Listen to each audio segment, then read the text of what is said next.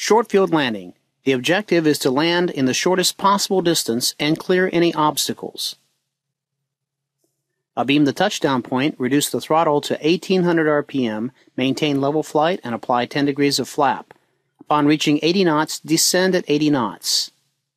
Maintain 80 knots as you descend. Turn base leg when the touchdown point is 45 degrees behind the wing. Apply flaps now to 20 degrees and slow the airplane to 75 knots.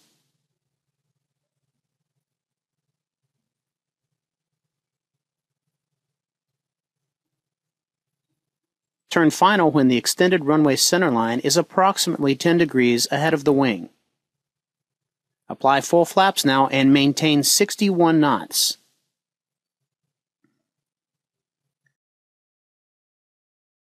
Maintain 61 knots on final approach. Select your aiming point on the runway for a touchdown that will cause the airplane to clear any obstacles. The aiming point should be fixed in the windscreen, not traveling up or down.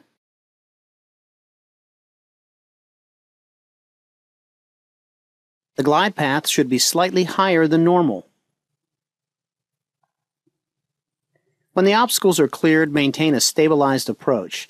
This means minimum pilot input is required to maintain glide path and airspeed.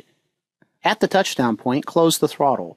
When the wheels touch, apply heavy braking, flaps up now to transfer the weight from the wing to the wheels.